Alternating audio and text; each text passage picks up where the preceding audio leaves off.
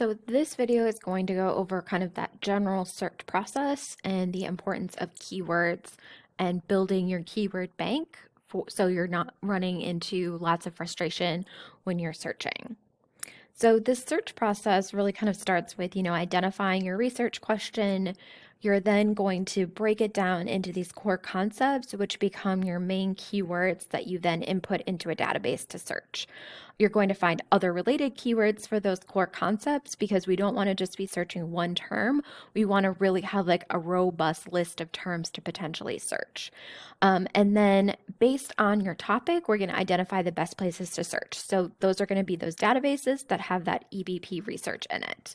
You're then going to take your keywords, you're going to go to the places that you've identified to search, you're going to input your terms, you're going to search, you're going to find good stuff, and then you're likely going to have to modify your search, you're going to find other good stuff, and you're going to repeat as necessary. And what I'd like to tell students is that it is perfectly fine and normal that you're going to do more than one search to find the articles that you need. Nobody runs a perfect search the first time, and so that's perfectly fine and normal, and that's very much expected, is that you're going to modify kind of based on some of the keywords that you're going to find later as well. So I think kind of like the main question students have is like, well, how do I kind of create this list of terms that I need to search? And so, it just starts with as basic as taking your research question and then just breaking it apart into main concepts. And so the next slide is going to have more information on that. And then it's also, just start with what you know, like what do you know about the topic? How has the topic been described? Who are the populations involved? Are there various ways to describe that population? So for example, think about like the term adolescence. So that is one way that people will describe that, but some will say children, some will say teenagers, getting more specific.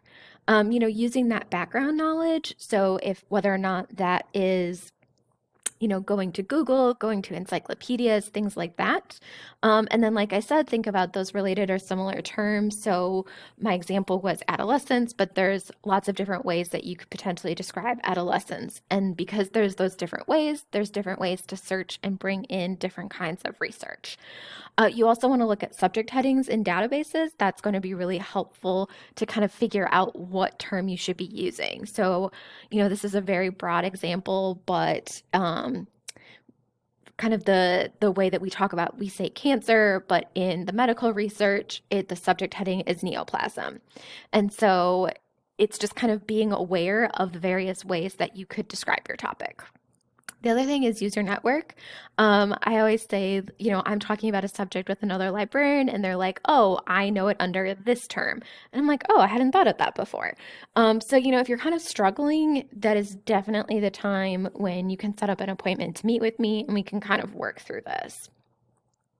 So this is all part of that kind of pre-searching, is kind of jotting down those initial ideas. And then as you go on and as you search, you're going to be adding different words to your keyword bank. You're going to be adding different terms that you're going to want to search. And you're also going to eliminate terms that didn't work. So maybe as you're going through and you're like, okay, adolescence, that word's not working for me. I'm finding much better results when I'm using words like teenage or teenagers. And so that, again, very normal because you're going to be running more than one search. And so this is just a quick example of how you could break a research topic into potential keywords to search. So if my topic were effectiveness of mobile apps to help women quit smoking or vaping, so my main concepts are women, mobile apps, quit, and smoking. It's really this simple. And then what I did is I thought about, okay, what are some related other terms that I could search for? So for women, I could search female or woman, or I could also add in gender. For mobile apps, mobile applications, smartphone apps, digital apps, quit. There's lots of different ways that you can describe that, and same thing for smoking. So smoking is kind of more of that general term, but maybe if I were just interested in cigarette smoking, that's a term that I would add in.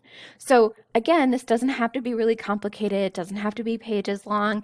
It's just having some options to search once you get into a database.